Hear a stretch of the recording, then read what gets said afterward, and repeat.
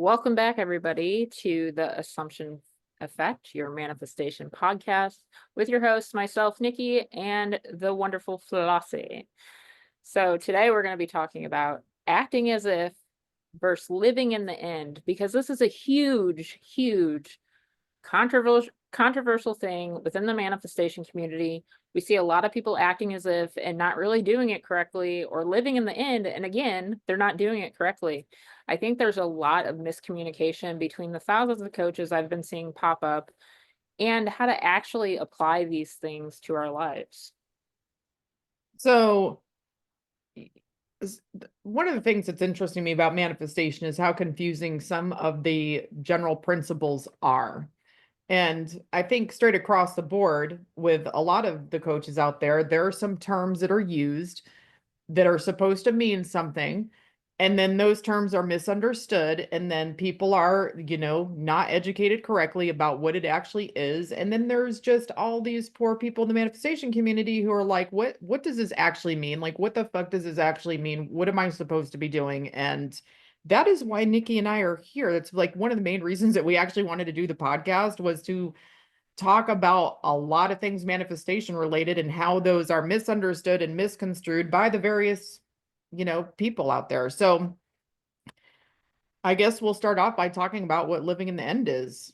Do we want to talk about that first? Yeah, I mean, to me, living in the end is literally just thinking as if I already have my desire. So when that thing comes to my mind, let's just say, for example, I'm manifesting my business, because that is something that I manifest often, because everybody knows I'm an entrepreneur, so I love starting new shit. Anyway, so if I'm starting up a new business, anytime I think about that business, I'm like, man, my business is thriving. I can't believe how quickly my business got off the ground. I get so many customers, and just when that comes to mind, that's what living in the end is to me. Is it's going to that place. I have the thought about the business, like, oh, I need to do a marketing campaign, or maybe we should do this and that, or we haven't had a lot of clients lately, and those thoughts come to my mind. But then I'm like, no, but we're always getting clients, and you can say that's mental diet too, but it's still living in the end. And as far as my affirmations go, they're always placed as if I already have what I want. So my business is already making millions. My business is already taking off. It's already doing all the things that I want.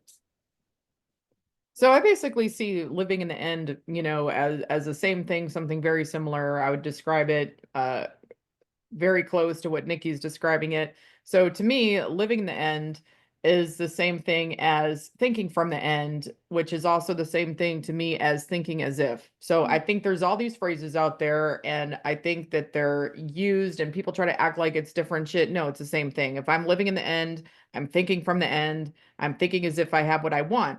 And so to me, that would be, I am having thoughts that are in line with my manifestation. I am thinking as if I already have it because I'm living in the end, and the end would be me having what I want.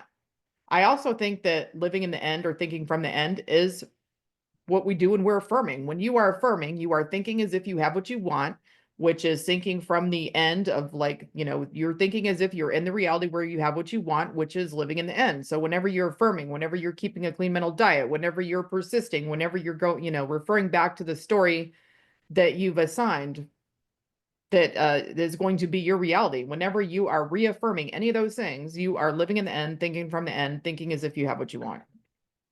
Right. And like you said, there's so many different phrases. And the one I didn't hear you drop was feeling as if, feeling it real. Those phrases, let me just say something. They literally mean the same thing as the other phrases, okay, guys? It does not mean you have to actually physically feel it. It's just a term that they used to use. You really don't have to produce any kind of feeling, any kind of emotion, any of that jargon. You literally just have to think that you already have this. So when you already have it, how do you feel? How do you think? How do you react? How do you do all these things? Again, you don't have to produce a feeling, but you want to put your mind in that place of having this desire already, whatever it is. And Yeah, when I your think lips, oh, you go back. Sorry. that's one of the things about, like, when we're doing the podcast, is we try not to cut each other off, but sometimes we do. So apologies about that. Having said that, I agree with Nikki. You don't have to technically feel it real, but when you're thinking from the end, thinking as if living in the end, you're going to think like, I'm madly in love with SP. Are you actually feeling necessarily madly in love with SP or feeling like SP's madly in love with you? No, but you're acknowledging the feelings that one would have if you had what you wanted, which is, acknowledging feeling it real. I don't think that you actually have to technically feel something as if it is real because you may not feel that way until what? You actually have it. Just like we'll probably do an entire podcast one day about that you may not believe it till you see it, and there's people that think, well, you have to believe it. No, you may not actually believe it until it's actually right in front of your face. You don't have to believe your affirmations, and that's a whole nother topic for another day, so I digress. But to me, it's very similar, and people get confused in between. So acting as if, which is what we're going to start talking about now, versus living in the end. And so Nikki's going to give her thoughts on what acting as if is. Oh, so acting as if, man, I have Here's had, some crazy shit when it comes to we people do. acting as if. Now, I'm not here to judge anybody. If you act as if in a certain way that you want to wear a fake engagement ring, or you want to put space in your closet for your SP's clothes, or you want to fill up a wish list of things you're going to buy once the lottery has been won, or whatever it is that you're manifesting, that's fine. You can do those things, okay? I'm not judging you. Nobody's judging you. Guess what? That's your personal journey. It makes you feel good about your manifestation. It helps you to persist and it helps you to live in the end. Then do it. If walking in your closet every morning and seeing half the clothes pushed to the side and you're like, oh, SP's moving in any day now, as part of your mental diet. If that helps you, great. But there's a fine line. There's several components to this when we're acting as if. First off, don't do it out of desperation. Don't do it because you feel like it's some magical thing. Oh, I'm going to clean out half my closet and he's just going to appear. Don't do it with those intentions. Do it with the intention that it's going to help alter your mindset, not that it's going to bring something in because you are wearing an engagement ring or because you have done these things in the 3D. So acting as if literally means acting out certain things in your 3D to align with how you would think or live in the end. Man, we get some crazy stories from this because a big question Flossie and I are asked. Almost, I mean, at least once a week I'm asked this. What do I do if I'm acting as if and somebody asks me about my manifestation? You're living in the 3D, you want to keep living in the 3D. There's a level of delulu that needs to stay in your head, okay? Like when we're persisting for something, keep it up here. Don't spew it in the 3D. And I'm not trying to hijack the podcast, but I'm very passionate about this because it's really it just irritates me. So people will come to us and they're like, well, I told my mom that I'm with SP, or I told such and such that I already have this job. That is not living in the end. That is deliberately not telling the truth, not being honest. And you know what that's going to do to your mental diet if you have a conscience or you have, other assumptions about lying and, being dishonest? You're going to start worrying about that. And then you're putting pressure on yourself because now you had told people in your 3D you have this already, when in reality you do not. And now you are putting the pressure to get it quicker because mom's going to ask when SP's coming for dinner or when she'll get to meet him. Or somebody's going to show up at your job to take you to lunch because they're happy you got the job and they're going to find out you don't work there. There's all different kinds of things that it can do to affect your relationships in the 3D. It's going to affect your mindset. It's going to affect how you think from the end. Acting as if is not lying or manipulating or changing things in the 3D that involve your everyday life. It's just reminding yourself to keep persisting to that end goal. It's to remind yourself to help your mindset engage in living in the end. It's not to deliberately lie and manipulate the people around you. Okay, I'm done because, sorry. No, I mean, I fully agree. Now, first of all, just because we haven't seen her in a while, you see this bitch right here? This is where we put acting as if. That's where we put acting as if, as far as I'm concerned. And I'm going to tell you why. So, That's the owl trash can for those of you that are listening. You got to remember, this is not a video. sorry. I know that some places you might be able to watch the video, and other places you cannot. I was holding up the owl trash can, and if for those of you who have, seen any of our group coaching or, previous videos or courses, the owl trash can's pretty popular and that bitch is always hungry for your bullshit. And that's where the bullshit goes. That's where the bullshit goes, the owl trash can, which is a nice little ceramic pot that I've turned into a trash can. Anywho, so I'm not a big fan of acting as if. Nope. I'm still, I'm pretty much in the same boat as Nikki. Look, if moving shit in your closet or clearing out a drawer does something for your mental diet and you want to do that, you can go right ahead. But there's a lot of coaches out there that instruct people that you must act as if. No, the fuck I don't. I don't have to act as if I have what I want when it's not here yet. Um, because I think that that is some dangerous advice. And I'm going to tell you guys some of why. Number one, so let's say you're manifesting money and you want me to act as if. So if I'm manifesting a ton of money, you mean to tell me that you want me to run out and go buy a Bentley because I'm manifesting money and you want me to act as if I have what I want, which would be rich and be driving a fucking Bentley, or you want me to quit my job because I'm manifesting winning the lottery or manifesting, getting millions of dollars or thousands upon thousands of dollars, being exceptionally wealthy. And so you want me to quit my job or, do you know what I'm saying? That to me would be acting as if I had what I wanted, I probably wouldn't have a 9 to 5. Or maybe you wouldn't have a 9 to 5. I'm not necessarily, when I'm making these examples, speaking about myself personally, but just trying to give examples. Like I would never tell a client to go out and buy a brand new car, quit their job, start buying a bunch of jewelry, go to Macy's or whatever high, Saks and buy, thousands upon thousands of dollars worth of clothing because they're now going to dress the part of acting as if that they have what they want. I Nikki was illustrating how, people will like tell people, well, SP and I are fine and we're together or whatever when they're not. I mean, we hear people speaking about that regularly, frequently, even recently, as a matter of fact. But when Nikki was telling that story, one of the stories that popped into my head was, do you remember, Nikki, when we were doing our live group and there was someone on there, and of course we'll never name any names, and we're not trying to shame this person. We're just using this story to illustrate this person told people in their reality that they had enough money to purchase a house, and then I think they actually put an offer in on something, and then like were upset because they couldn't close because they didn't get the money for the house. Right. And this like caused a whole ripple effect of like one of these people involved was like her SP that ended up causing like a bunch of turmoil there, if I remember. And they were just so upset, like they were under so much pressure to manifest this money because they literally were like, putting an offer on a place or something to that effect. Like they were telling everybody that they had this huge amount of money and it Right. was backfiring in their fucking face because they didn't have that money.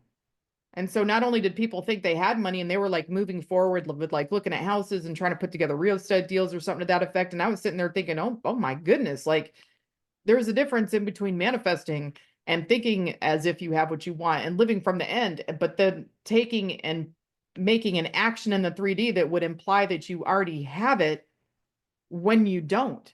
Don't go putting Right. an offer in on a house when you don't have the fucking money and run around telling your realtor and everyone else that you have the money. Do you know that there's like literal legal repercussions for that? At least there are in the United States. I mean, I'd hate to do that because when you sign contracts and stuff, you're saying that you're acknowledging that you believe that you have the wherewithal to be able, the resources needed to be able to bring that to fruition. Exactly. And you just reminded me, and I can't remember if it was a client you and I both shared or if it was in a group. This was a long time ago. Flossie and I have been together for a while as manifestation buddies and friends. So I had to clarify for those that are new, we're not partners. No, no, we are not we are not in a romantic relationship. We each have separate SPs, but we have been homies since Forever. it's like 5 years almost. Yeah, been 5 years. Anyway, so it reminded me of this thing where this girl was coaching with another coach. I'm not going to say who the coach was, but it was another living as if or acting as if coach. And she told her to persist with her SP in the 3D. She told her to message her or message him, told her to write him letters. And he blocked her on Facebook. He blocked her on WhatsApp. She would make fake fucking phone numbers and text him from those.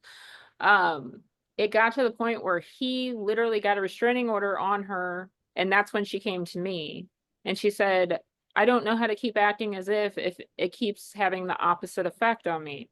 Now, of course, law of assumption, what you assume to be true will be true. So if you assume this man's going to start speaking to you and loving you and being with you, yes, that will happen.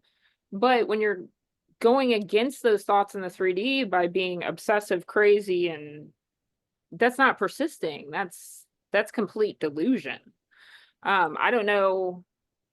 Do you remember me talking about this? This was a long time ago. Oh Mm. my God.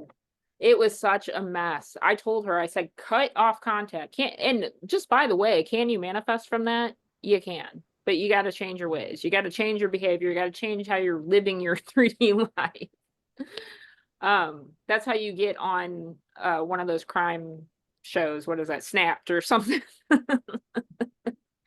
But man, I couldn't believe that this other coach was egging her on, like, hey, keep going, keep texting them, keep writing them, send them snail mail, download these apps and text them. Like, are you fucking nuts? Like, what is wrong with you? So we definitely don't really talk about acting as if, because most of the time it results in people taking it way too literally, and they actually self-sabotage their 3D and their mental diet and their overall mindset, because acting as if it's not really going to get you anything. You don't have to take action in the 3D. It all starts in your mind. It's all about your mindset. It's all about what you assume. Your dominant thoughts and assumptions are what's going to show up, not you pressuring other people in your 3D and trying to manipulate situations. That's not how this works. Well, and I think sometimes when people go extreme on acting as if, I feel like they're trying to force or manipulate the 3D. And it's like, I'm not going to sit here and be limiting and be like, you know what, you can't ever text SP, you can't ever, you know, push the envelope here or there, or test the waters on something, because, we're living in the 3D reality. And there are times that it's like, I'm just getting an idea of like what's going on, or there's nothing wrong if you've applied for a job to, maybe reach out and check on your application or something. That I don't consider that like necessarily forcing or manipulating the 3D, but I'm not necessarily a big fan of flogging a dead horse or trying to force Chewbacca. Like if the person in your 3D reality, I mean, Chewbacca, for those of you who are new here, there's a Star Wars analogy that I've done over the years that's like, if SP or whomever else in your 3D reality isn't being the version that you want, they're being a Chewbacca. And of course, if it's an SP and they are being the version you want, they're the dude or chick from 50 Shades of Grey. And that's a whole nother thing in an episode. But at any rate, there's no reason to try to badger Chewbaccas into doing what you want, because guess what you're probably going to get? You're going to get more Chewbacca. If they are not the version of the person you want, you're going to get Chewbacca-esque behavior and responses, because they haven't conformed.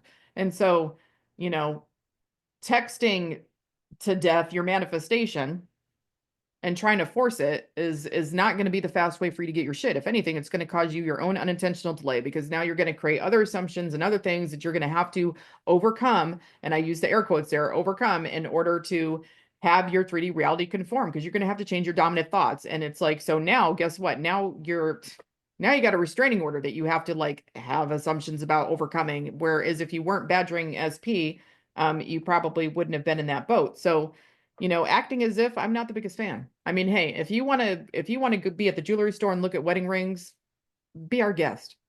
If you want to look through online about wedding dresses, be our guest. If you want to have already decided before SP is even speaking to you what wedding dress you're going to wear, what your colors are going to be, who your bridesmaids are, who's going to be in your wedding, where it's going to be at, because you're a fine, detail-oriented person and that brings you joy, go right ahead. But don't show up at a bridal place and be like, I'm getting married in, a month. Don't send out invites.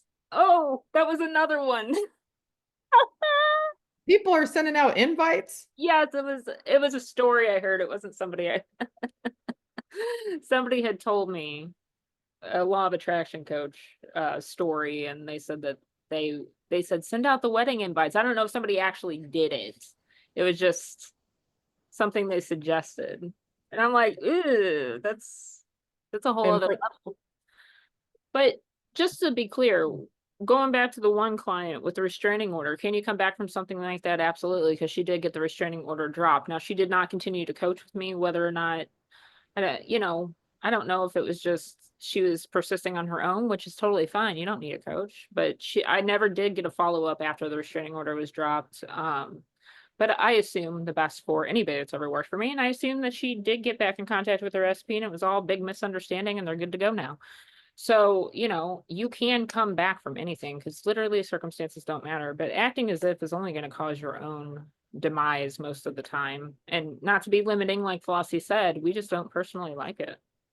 Yeah, I mean, if you want to make if you want to make a little room in your closet or a drawer, fabulous. But if you're going to be cuckoo for Cocoa Puffs and make an entire fucking dinner and set them a damn plate like they're fixing to show up anytime now, that's a waste of food. And maybe you need to reevaluate like acting as if, because that to me is like a little bit above and beyond what you need to do. And hey, I know that there's some, I guess what was it in Florence Scovel Shin's book where someone like I thought it was hers where someone was bought a suit for their prospective husband Mm-hmm.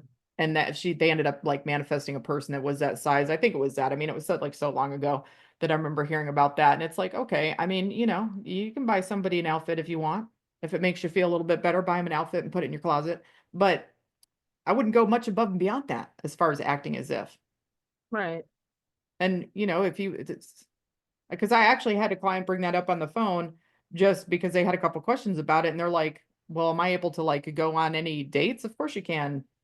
You can go on some dates while you're manifesting your SP. They're like, "Well, don't I have to act as if I'm in a relationship?" Not necessarily. You don't have to act like the old cat lady or the old cat guy sitting there with 50 cats because you're not going anywhere or doing anything because you're in a relationship, air quotes, with SP, and you're supposed to be home with them or what have you. You're You're just supposed waiting at to that life. point. Do what? You cut out. I'm sorry. What'd you I say? said you're just supposed to live your life, is what I said. Right. You don't want to be waiting. You don't want to be in that holding pattern. But so to probably sum up the story, thinking from the end, living from the end, thinking as if good, getting all crazy with acting as if not good.